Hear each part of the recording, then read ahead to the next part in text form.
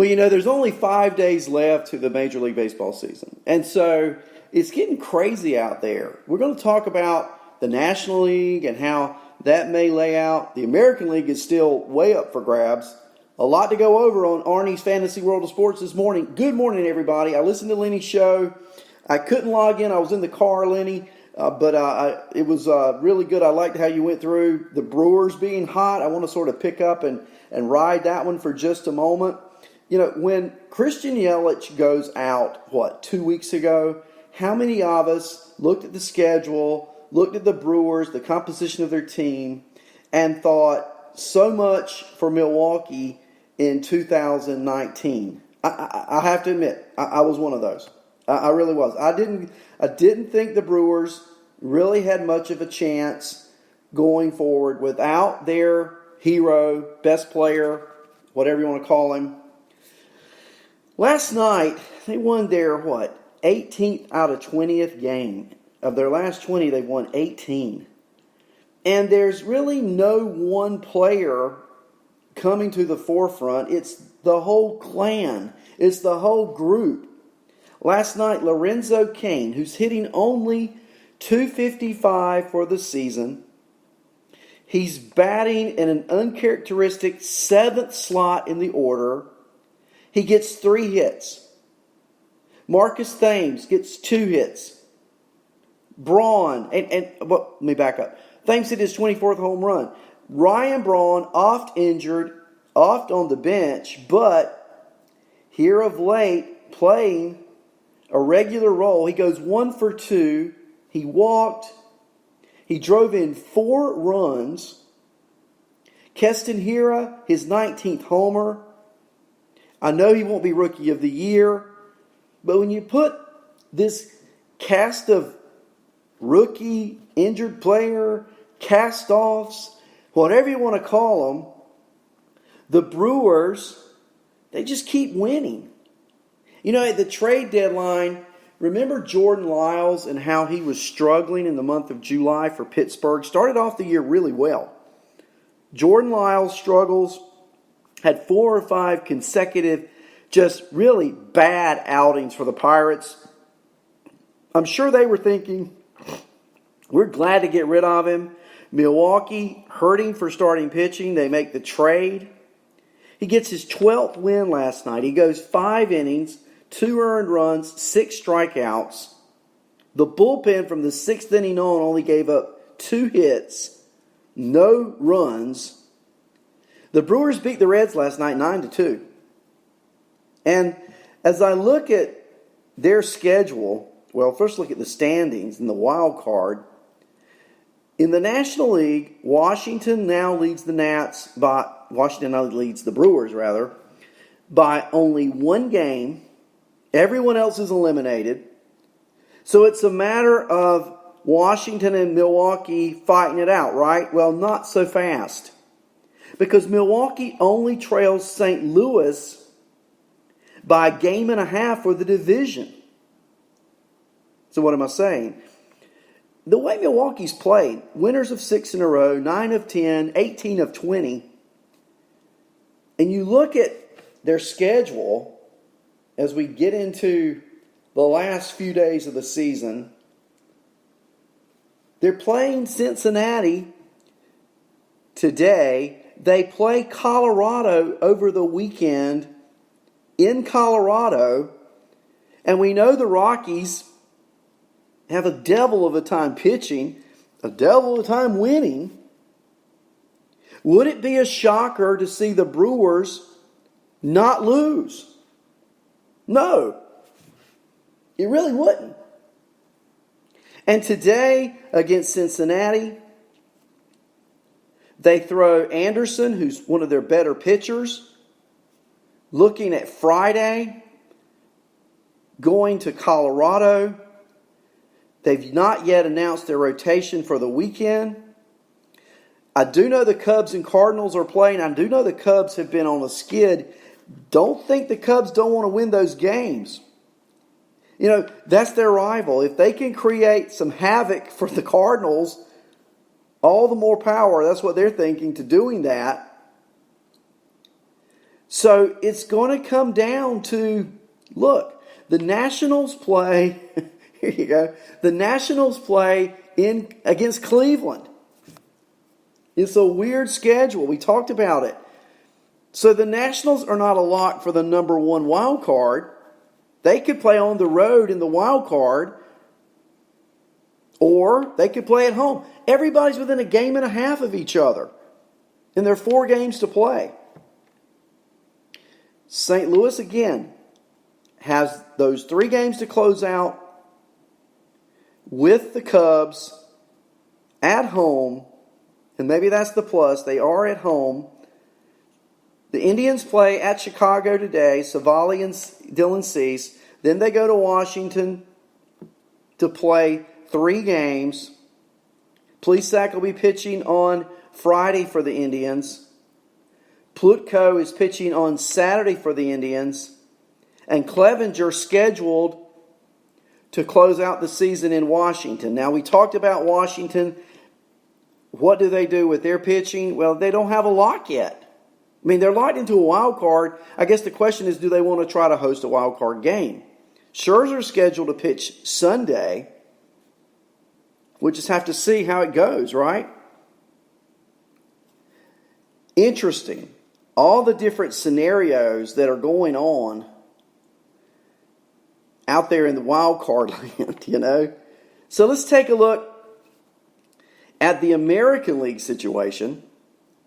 Who's playing who? Where do we stand?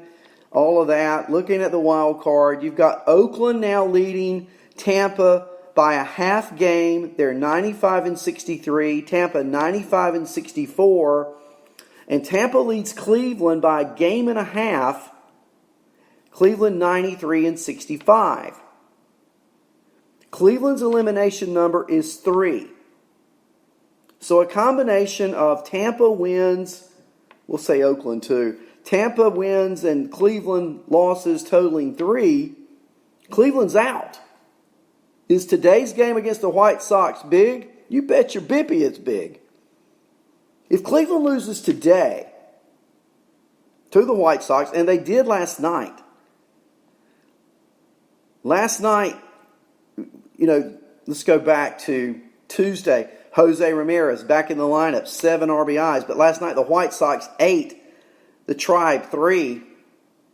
Tim Anderson, his league-leading batting average of .339. And who thought that? Who would have thought to start the year Tim Anderson would be hitting .339 the last week of the season? Not me. I had him going way down. He didn't do it. He stayed up. Abreu went 3 for 5. Yonder Sanchez went 2 for 4. Palka went 2 for 3. Only hitting .091, but he went 2 for 3 last night. Pitching, Detweiler went 5 innings. He got the win. The bullpen closed the door. Colomé got his 30th save. And I'm looking at the Tribe batting, and enough said. Look at the top, the top 5 for Cleveland last night went 0 for 20. That's right. Lindor 0 for 5, Mercado 0 for 4, Santana 0 for 4, Puig 0 for 3, Luplow 0 for 4. The top 5 hitters in the order go a collective 0 for 20. You don't have to follow it much further. Now, Jose Ramirez hit another homer, his 23rd in the 5th. He's hot. Coming off that injury, Franmil went 3 for 4. But the top of the order did absolutely nothing. Shane Bieber went 5 2/3, 3 earned, struck out 7, but he gets the loss. He's 15-8. Is not scheduled to pitch anymore in the regular season, so if you own Bieber in fantasy, you can cut him. If there's somebody out there to add, Bieber does you no good the rest of the way. The bullpen not that effective. They got to get it out of Lindor. They got to get it out of Mercado. They got to get it out of Santana. And look, they weren't facing Cy Young last night. They were facing Detweiler, Marshall, Bummer, Herrera, Fry. How many of those are on fantasy teams? Detweiler? Come on. Nobody. Nobody would have Detweiler and his 6.85 ERA on your fantasy team.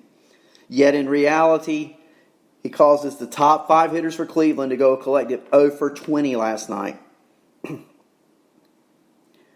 It's incredible, isn't it? I mean, you talk about baseball, anything can happen.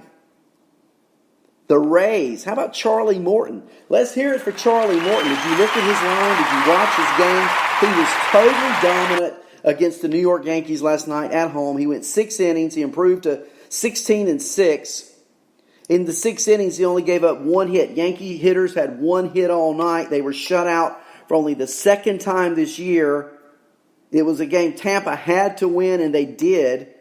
Charlie Morton struck out 9 in the 6 innings. The bullpen, incredible. Once again, Castillo, his 17th hold. Drake, his 13th hold. Anderson, over in the trade deadline from Miami, a huge pickup, his 16th hold. And Kittredge closes out the game by pitching a perfect ninth, striking out the side. Joey Wendell, his 3rd homer. He hit in the 1st inning off Losawaga. Game winner. Garcia hit one late, his 20th. In the 8th inning off Sessa. For the Yankees, the only hit, DJ LeMahieu. That's it. Pitching, Losawaga gave up the 2 runs in the 1st inning. Jay Happ pitched well. 5 innings in relief, 1 earned run, 6 strikeouts. The rest of the bullpen, okay, fine. The damage was done in the 1st inning. And the Yankee only got 1 hit. LeMahieu is hitting .328. I got the feeling last night the Yankees do not have a sense of urgency. Give the Astros the number 1 record. They will host the wild card winner. It'll be the Yankees taking on the winner of the Central, the Twins. They clinched last night. Congratulations to the Twins. They won their game. They had to then wait around to see what happened between Chicago and Cleveland. And, of course, Chicago wins. So the Twins, by winning 5-1, coupled with the White Sox win over Cleveland, Twins at 98-60 are your American League Central champs. The question is, will they win 100 games? I say yes. 4 games to go. They only have to win 2. So I guess we have to say, who are they playing to close out the season? Does 100 wins really matter? No, not really. But, when you think about where the Twins have come from in a year, from a losing record to possibly 100 wins. They play Detroit today at Detroit, certainly a winnable game. And they close out the season with 3 in Kansas City. I got to believe they can win 2 out of 4, don't you? So look for there to be 3 100-win teams in the American League. All 3 division winners should finish with those 100 wins. Zach Greinke last night, pitching for the 104-54 Astros, had a no-hitter going into the 9th inning. Yes, he did. Way to go, Zach Greinke. Now, he gave up a hit in the 9th. They beat the Mariners 3-0. After the hit, he gave up yet another. He went 9. He went 8 1/3, went to the 9th, got 1 out. Gave up the 2 hits, struck out 9. Harris came on, got the save, his 3rd of the year. Lenny was talking about this morning, is Bregman your MVP or Trout? I got to go with Bregman for a couple of reasons. First of all, the numbers. His numbers are as good as Trout's. He's played all year, and his team has won 104 games. Now, think about it this way also. Carlos Correa has not been someone you can count on for any type of regular playing time this year. Whether it's a massage, non-happy ending, whether it's coming back, oh, my back hurts. I don't have good vibes about Correa. The Astros have been quiet about it because that's the way the Astros are. But Bregman has played shortstop. He's played third. He's played either batted second or third. He batted third last night and played shortstop and went 3 for 4. His 37th double. He now has 110 RBIs on the year. Batting .298. He's my MVP. Jordan Alvarez is my rookie of the year. He went 1 for 4, got another RBI. He now has 78. And remember, he didn't play 2 months. He clearly would have way over 100 if he had played at that pace, hitting 325. And Kyle Tucker hitting 304. He hit his 3rd homer. He's playing a lot. That's the question. What do the Astros do with Kyle Tucker as we head into the playoffs? Does he become a regular player? And if so, at whose expense? Well, the easy answer to that, Springer's going to play, Brantley's going to play, and then there's Josh Reddick. Does Tucker supplant Reddick as we get into the playoffs, or does Reddick come back and play more regularly, or do they share time? Now, they're both lefties. Tucker not only hit his 3rd homer last night, he stole his 5th base. Greinke's 18-5. And the Astros have these 3 aces. And don't you just know they're the favorite going into the playoffs from the American League? Now, their competition, of course, there's the Yankees. Of course, there's the Twins. And what about the Oakland A's? Did you hear about their game last night? Well, they're behind in the 9th. Matt Chapman's at the plate. And he tees off down 2-1 with a home run to dead center field as the Oakland A's win the game 3-2. Chapman has just been exactly what the doctor ordered for Oakland. And with Marcus Semien on second last night, down 2-1 with 1 out, I'm telling you, he delivered. Chapman center field. Goodwin going back, and that baby's gone.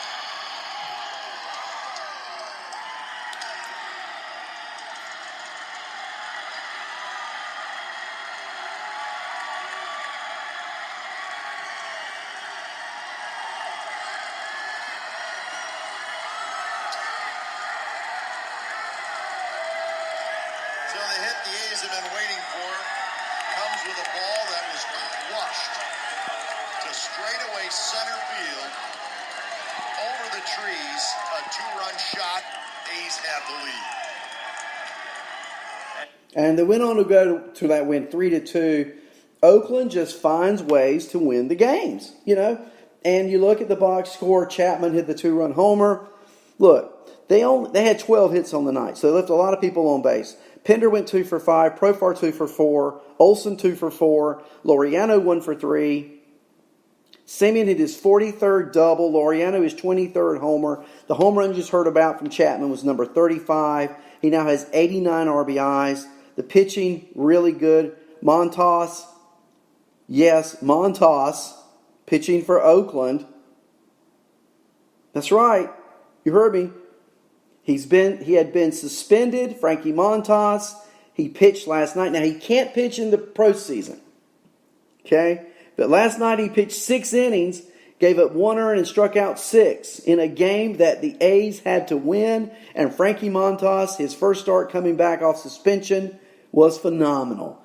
Hendricks with his 24th save. He now has a 1.62 ERA on the year. Struck out 2 batters. And I still think Marcus Semien finishes in the top 5 in the MVP race. He's hitting 288 at the top of that order. I mean, look at his numbers. He's got a 288 average, 32 homers, 91 RBIs, batting leadoff, 91 RBIs, 10 stolen bases. His OPS sits at .895. He is the least talked about MVP candidate I've ever heard of. But he's got to be in the discussion. Where would the Oakland Athletics be without Marcus Semien? I will promise you they wouldn't be 95-63, nor would they be leading the wild card in the American League.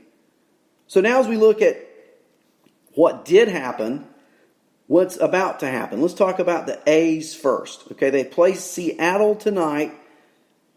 Sean Manaea, 3-0, a 1.14 ERA in a pitcher's park in Seattle against King Felix, who has a 6.51 ERA. I love Manaea in that one. We move to Friday. Oakland has Mike Fiers going against Justice Sheffield. We look at Saturday. Anderson going for Oakland against Marco Gonzalez. And to close out the season on Sunday, Tanner Roark against rookie Dunn. Is he going to be Dunn? Justin Dunn, who's got a no-win, no-loss 3.86 ERA. I'm getting at this. I love the A's. I could see a sweep coming in Seattle. That would make you sleepless, wouldn't it? Ha, ha, ha. Meanwhile, you got Cleveland playing in Washington and Tampa playing against Boston. I said it 2 or 3 weeks ago. I'll say it again today. Cleveland, the odd team out. It'll be Tampa against Oakland, and the question will be, where do they play the game? It's a cross-the-country flight for somebody. The question is, who is the somebody? Neither team want to fly the other direction. I think it'll line up for Charlie Morton perfectly to pitch the wild card game against the A's. You got to like where you are if you're in that position. The question is, who will Oakland throw? How will it line up? Frankie Montas, my understanding, since he was suspended 80 games, is not eligible to pitch in the playoffs. But can you imagine Oakland's staff now if he was? I mean, they've added Manaea back. They got Fiers. They got Luzardo in the pen. Montas pitched great last night. Roark has been very serviceable. So here's how I see it shaking out. We get to Monday. No tiebreakers, nothing like that in the National League. You're going to have a wild card game. I think the Cardinals hang on to the division. It wouldn't shock me if they didn't, but I think they hang on. And I think Milwaukee hosts the wild card game. Next week, they'll be at home. I think they'll be hosting the Nationals. In the American League, personally, I think Oakland hosts the wild card game against Tampa, which means it sets up this way. If that happens, then the wild card winner will play in Houston. The Yankees will play the Twins. Twins have not had a good history at any point that I'm aware of against the Yankees. Of course, it's another year, and you never predict baseball too much. In the National League, best record is LA. They'll play the wild card winner. And I want to talk about that for just a moment. Because whether you're playing Milwaukee, whether you're playing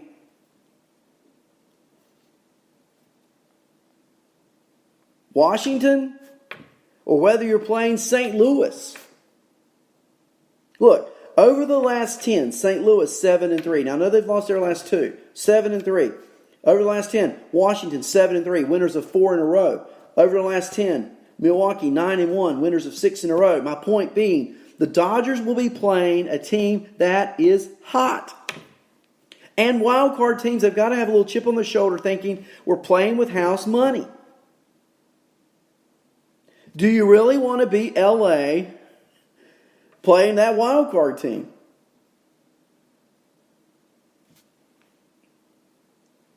You look at the others. I mean, then you got Atlanta playing the winner of the Central. Let's say it's St. Louis. I think I'd rather play either Atlanta or St. Louis than a hot Nationals or a hot Milwaukee team. Don't be surprised if LA's packing in a 5-game series. Wild things happen. I think the Dodgers are probably better off in a 7-game set, particularly against Milwaukee. But in Washington and LA playing a wild card setting, I got to go with the Nationals. In an upset, Atlanta, St. Louis, I got to go with the Braves. And there you go with Atlanta and Washington squaring off in LCS, if that works out. Just my thoughts.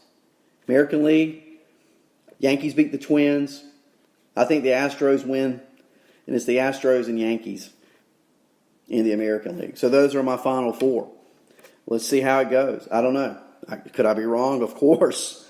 It's a crapshoot, right? That's just how I see it. So we'll keep our eye on that one. When we get to the end of the year, there's not a lot of fantasy to talk about in terms of right now. But, of course, we're going to have some shows later.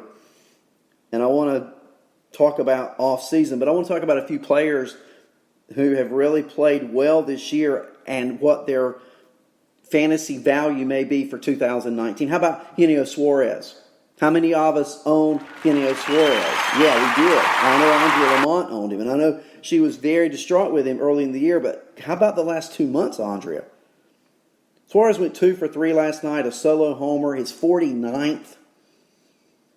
So he's almost in that 50 home run club. He's hitting 273, a 931 OPS, 87 runs, 103 RBIs. Do you think he'll get number 50? I do. Where does he go in drafts next year? It's certainly a top 3rd round, right?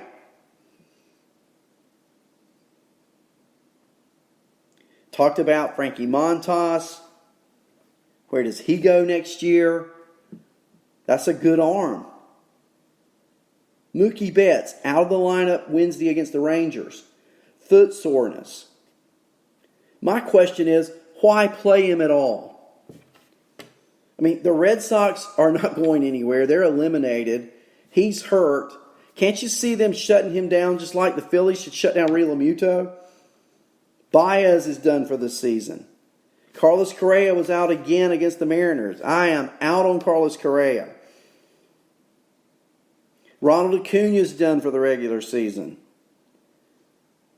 Manny Machado was sitting out. Here's my point. I preached on this earlier this week. Fantasy baseball runs too long.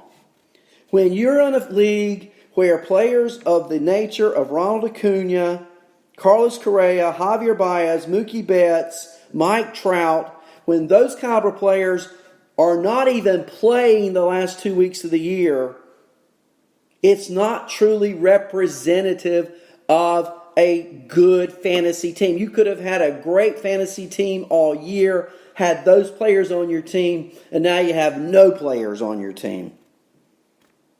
Fantasy baseball leagues should end Labor Day at the latest. Start it in the start of the year, let your playoff, let your championship end Labor Day Sunday. You don't get into this sitting players. It happens every year, guys, and you wonder why people get frustrated with fantasy baseball. It's because when you have Mike Trout's, Javier Baez's, Mookie Betts's, JT Realmuto's, and they don't play the last few days, you're screwed in fantasy. So end the season. Here's what I'm going to do. I'm only going to play in leagues that end early because it's too frustrating. It's too time involved to get to that point to have the frustration of not having players. Do you agree with me? So we need to have a league next year. If you want to get in a league with me, let me know. We'll set it up where the playoff champion is crowned the Sunday right before Labor Day. It will start. Guess what also begins that week? Football. So you transition immediately from fantasy baseball championship to week 1 of NFL. There's no overlap. There's no frustration with losing players. Now, sure, you could always have a season-ending injury. But doesn't it just seem that so many players, once their teams are eliminated, what's the use in playing them? So they don't.